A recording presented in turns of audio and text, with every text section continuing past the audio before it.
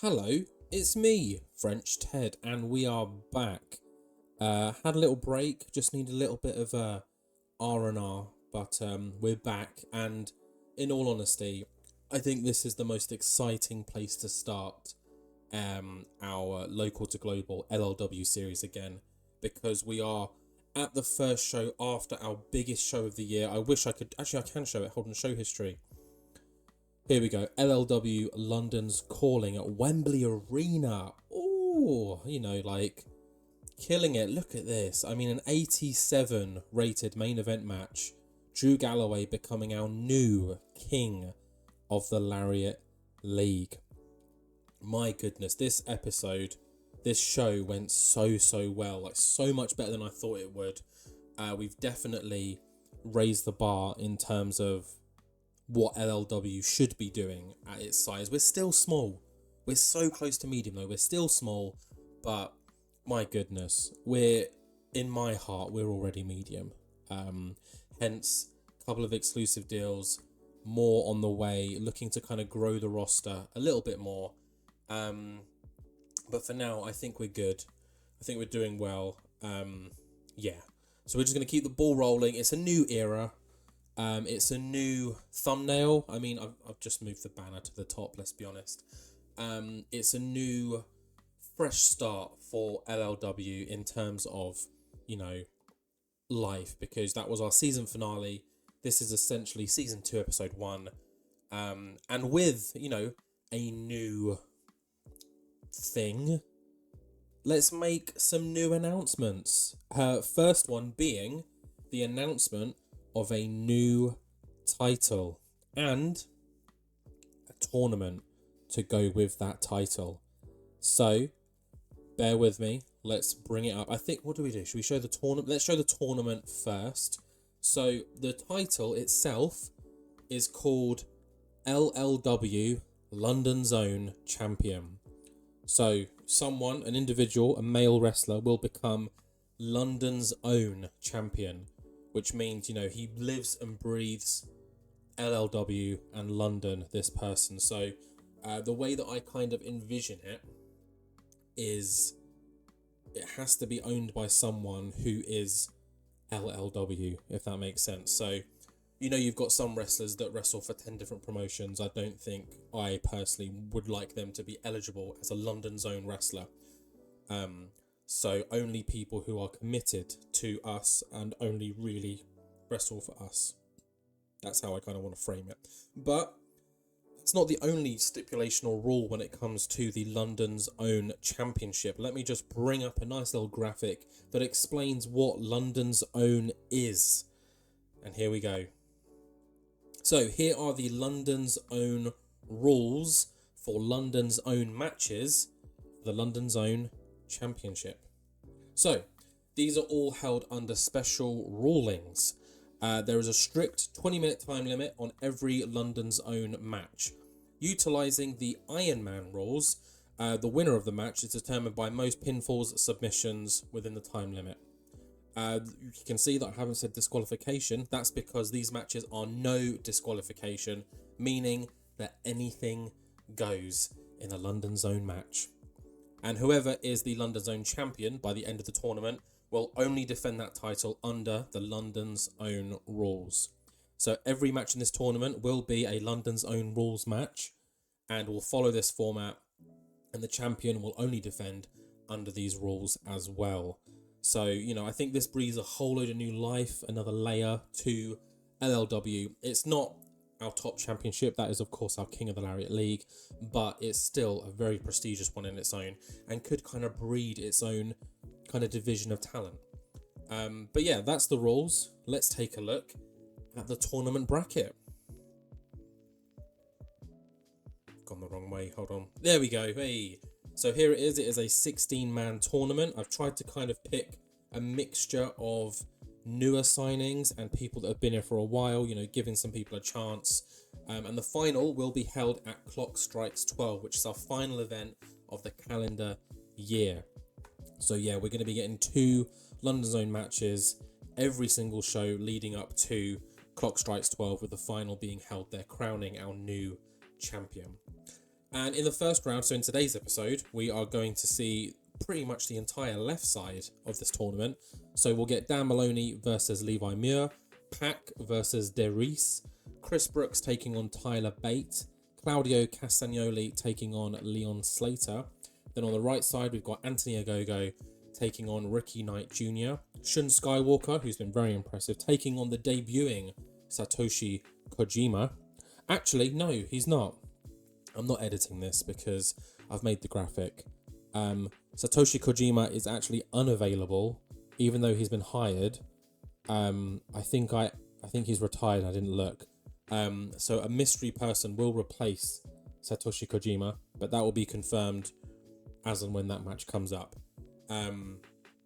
Carrying on, Cara Noir, who's been here for a very long time, takes on Madoka Kikuta, a recent signing, and then Michael Oku, who's been semi-consistent, taking on Mark Andrews, the recent former Prince of the Lariat League. And there's a lot to discuss about the Prince of the Lariat League title, its new rulings around that as well, that was introduced in the last episode too. But yeah, let's just stop that for a moment. We're going to transition in 3, 2, 1. Boom, look at that, we are back in TEW. And let's just take a look at the title. I mean, Bing AI, take a bow, son. Look at this belt. Are you ready? The LLW, London's own title. This is a completely AI generated belt. A few minor edits on my part, and then obviously created in the LLW format. So all of our titles AI generated, and let's be honest, they're all pretty sexy. I mean, that's definitely the Prince's title is so gorgeous. The King's one, very regal as well, with the gold leather strap. But yeah, let's just go back to this. Look at that. That is London's own. You've got Big Ben chilling there. You got, I think that's Parliament or something. I don't bloody know.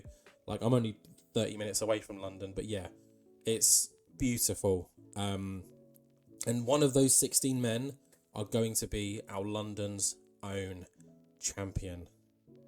But yeah, that is the big announcement. We're going to dive straight into Lariat League in London, and we are going to be seeing 2 London's own tournament matches tonight, and obviously 2 in the next one as well, because we do 2 shows an episode. Either way, let's not waste any more time. I'll see you guys at Lariat League in London. Okay, and here we are in the pre-show, and what a pre-show match it is, a 71. Wow.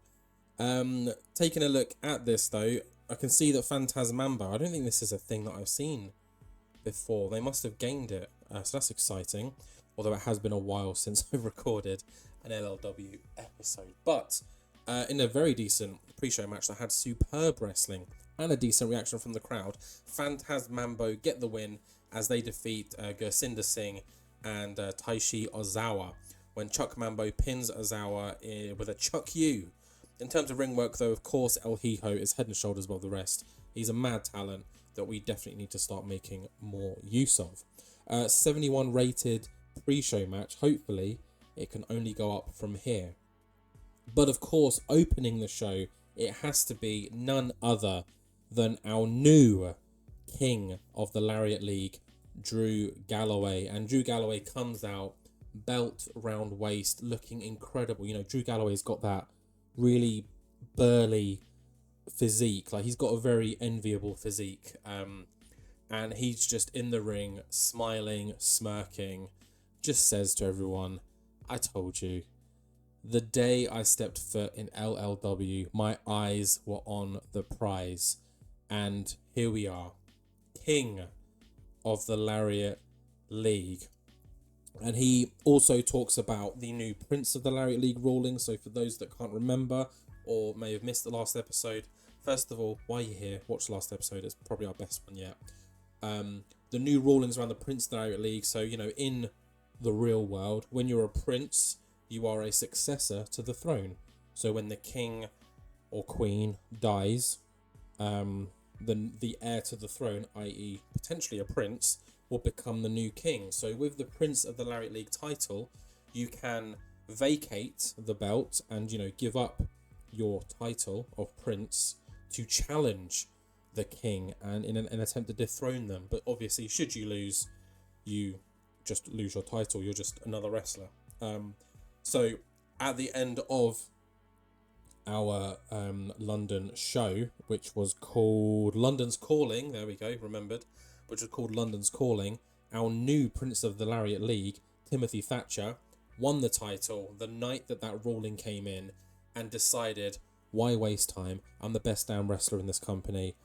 I'm going to challenge Drew Galloway straight away, kind of ending and ruining Drew's party at the end of the night. But Drew's here and says, Timothy, if that's what you want, then why don't you come out now and make it official?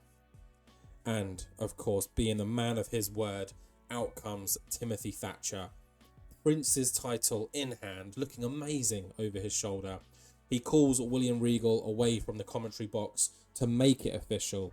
He hands the belt to William Regal, and William Regal announces that Timothy Thatcher has rescinded and vacated his Prince of the Lariat League title, meaning that he is guaranteed a King of the Lariat League title opportunity at Clock Strikes 12.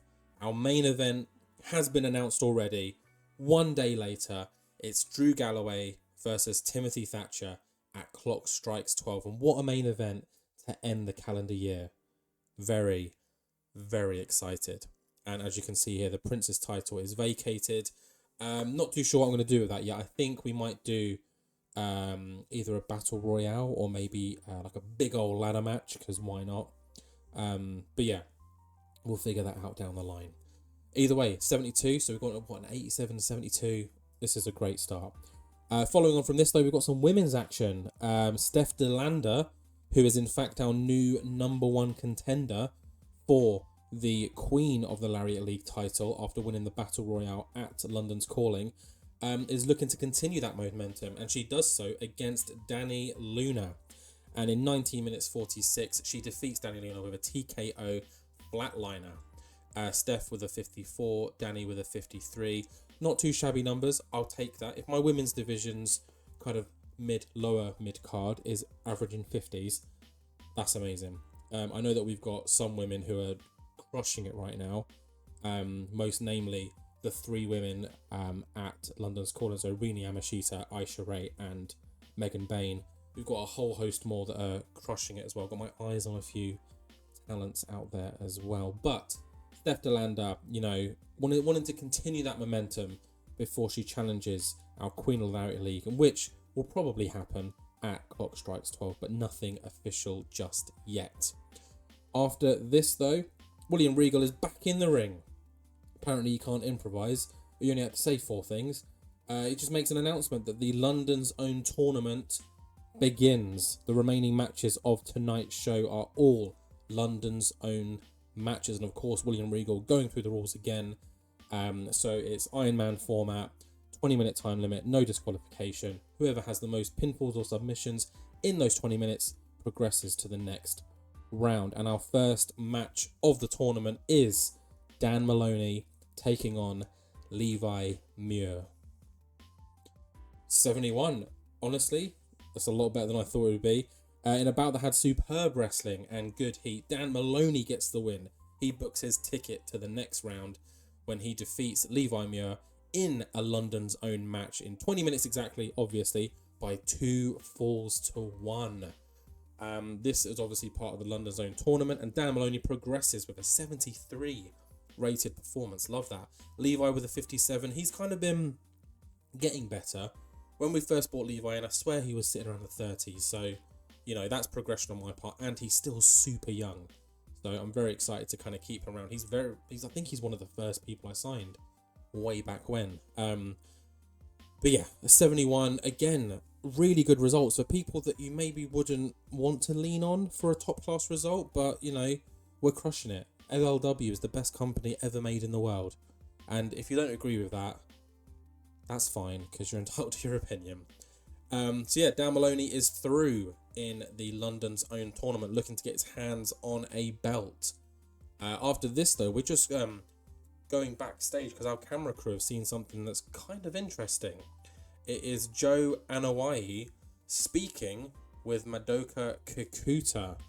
Those of you that can remember, Joe Anoa'i issued an open challenge at London's Calling, and it was Madoka Kikuta who answered this challenge. Post-match, after Joe Anoa'i won, he raised Kikuta's hand as like a sign of respect. So it seems like Joe still wants to talk to Kikuta about something. What this means, I don't know, but I guess we'll have to stick around and find out. But yeah, Joe Anoa'i chatting to Madoka. I don't know if there's a language barrier there, who knows? But very interesting nonetheless. After that brief intermission, we head straight back to the ring for our main event of tonight's show, and that is Pac taking on man like Darius, or as we call him, Darius. Winner, of course, progressing in the London's own tournament. Let's go. 72, I'll take it. We will just want things over 59, and we're crushing it. So, in a bout that had superb wrestling and great heat, of course it did, Pac gets the win.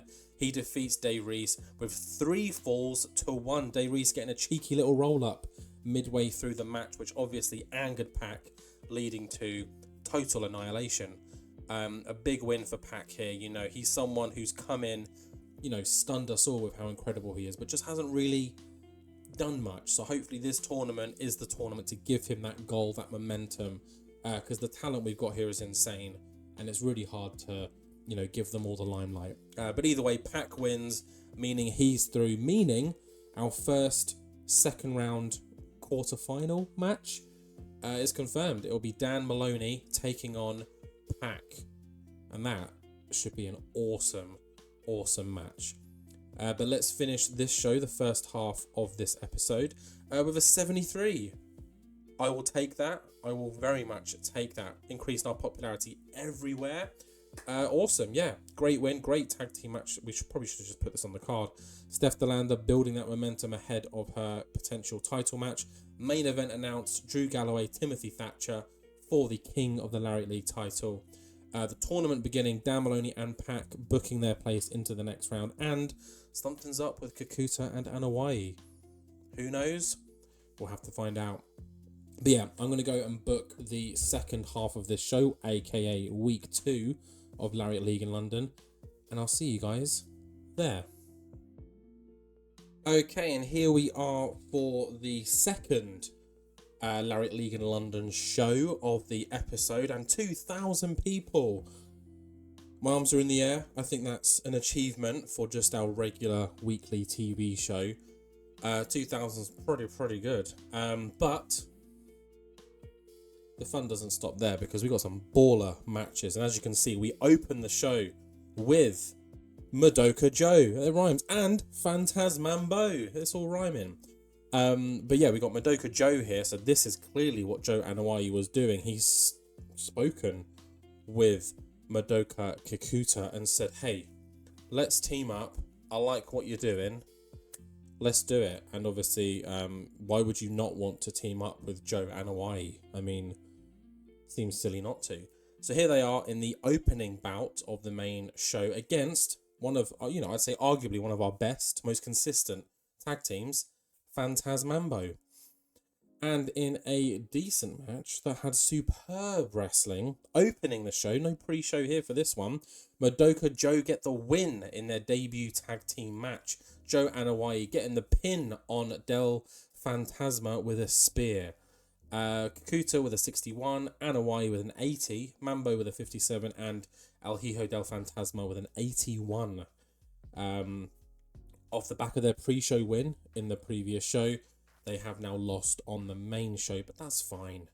Madoka Joe, Joe on his own is pretty insane. And we're going to hear a few words from him post-match as he grabs the microphone with Madoka Joe, kind of like standing beside him. There's almost a dynamic of like leader and assistant, if you know what I mean. But he grabs the mic and just says that he's looking to build a global empire. No family stuff here. No blood relatives. Can't say bloodline, that might be copyright. But he saw something in Kikuta. Kikuta is going to be a global star one day, and Joe Anawai is on the lookout for more global stars to add to his global empire. We can use the word empire as long as Roman isn't before it. But yeah, great little segment here. Big win, I'd say, for these two. And yeah, could they be looking to storm the tag team division? Or, as Joe has said, looks like he's looking to build some kind of army or empire, as he said. Very, very interesting. But moving on from this, Steph DeLander has been seen calling out Rina Yamashita, our queen of the Lariat League, and basically just says, why waste time? It seems like everybody's cashing in their opportunities before the end of 2025. So why don't I do the same? Rina, you, me, at clock strikes 12. I hope to see you there. And post-match graphic appears. It is confirmed. Rina Yamashita will be defending her title against Steph DeLander at clock strikes 12 for the Queen of the Lariat League title. Hopefully that would be a very fun match. Rina obviously is a star. Steph is great as well. So yeah, very excited to see what happens there. Following on from this though, Timothy Thatcher caught up with William Regal before the show last night, but we're just seeing it now during the live broadcast, saying that he wants Ashton Smith, the former king of the Lariat League, two-time king of the Lariat League, and longest-serving king of the Lariat League. Timothy Thatcher wants to face him one-on-one as a warm-up ahead of clock strikes 12. And William Regal says, Timothy, if that's what you want, I will do my best to book it. I'm sure Ashton will want to bounce back from, his loss. Ashton, who we haven't seen since his loss, so hopefully he's doing well wherever he is. But yeah, that match will go ahead at some point before clock strikes 12. William Regal has said he will make sure that it does. 77 here, looking good from good old Bill Regal. Ashton Smith, of course, we're looking to bring him back stronger than ever, we hope. It's a shame that he wasn't able to get into the London Zone tournament, because he is, in my opinion, LLW. Like, he breathes and bleeds LLW. But hey ho, there's always the Prince's title, or get your King's title back. He's done it once, he could do it again. But following on from this, we are now heading into the London's Own section of the show. Our first match is Claudio Castagnoli taking on Leon Slater. And in a bout that had superb wrestling and good heat, it's Leon Slater that gets the win. He defeats Claudio Castagnoli in a London Zone match in 20 minutes by 2 falls to 1, pulling out a 19-minute, 57-second roll-up win. Leon Slater advances to the next round. I mean, some people might say that's a surprise victory, but in my opinion, Claudio's been lacking quite a lot, so Leon Slater has got everything and more to become a success in LLW. So yeah, big win for Leon Slater. He will be facing the winner of tonight's main event, which is Chris Brooks and Tyler Bate. Tyler Bate, of course, former member of Mustache Mountain, where Trent Seven had his farewell match at London's Calling. But yeah, 73, can't complain about that. 68 from Leon, 65 from Claudio. Not bad. We do have a little VT that was recorded post-show and in our week 1 show, where Pac won to advance, and it is Pac just vowing that he is no longer wasting his time in LLW. He's here to win championship gold, and he is starting with the London's Own championship. So Pac has said, this is my time, no one's getting in my way, I will be the London's Own champion. And in all honesty, the format kind of suits him. Pac's got mad stamina. He can go for 20 minutes non-stop, whoever the opponent. The no disqualification aspect also helped him. He can be a little bit more dirty, which, he's known to be, in recent years. So yeah, Pac has everything you need to really be a London Zone champion. But there are obviously 16, well, not 16 anymore, but there were 16 men also vying for that opportunity. But we're waffling here. Let's jump straight into the main event. It is Tyler Bate, Chris Brooks. Who's your money on? Let's find out. An 81. Ooh, go on, my boys. In a bout that had superb wrestling and good heat, it is Tyler Bate that gets the win. He defeats Chris Brooks in the London Zone match with 1 fall to nothing. It was a close affair here. Tyler Bate just picking up that victory with 1 pinfall in the 20-minute time limit. And he advances to the next round and will face Leon Slater in the quarter-final? Yes, quarter-final. 81 rated main event. Love that. Chris Brooks has got a hot new move. Got the crowd buzzing. Tyler Bate with an 88. Oh. And Chris Brooks with a 69. Love to see it.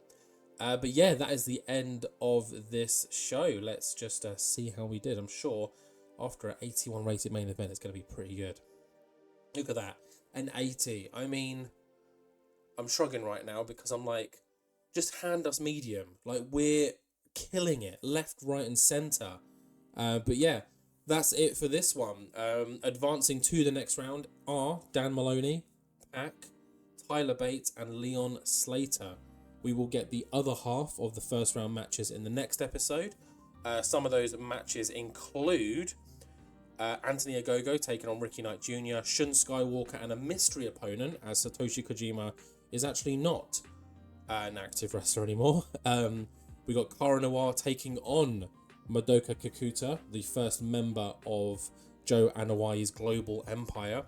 And then finally, we've got Michael Oku and Mark Andrews. So yeah, some great matches there. Who's your money on for those matches? Let me know. Yeah, I'm very excited. Clock Strikes 12 is 2 months away. Yeah, we've actually got a lot of build up until then, so that's nice. I like the gaps between our pay-per-views. We're going to see a lot more from a few more people in the next episode. Megan Bain will make her return after her loss at London's Calling, among a bunch of other names. But yeah, with that, I'll leave it here. Thank you very much for watching, guys. Please, as always, like, comment, subscribe, share, and I will see you all in the next one.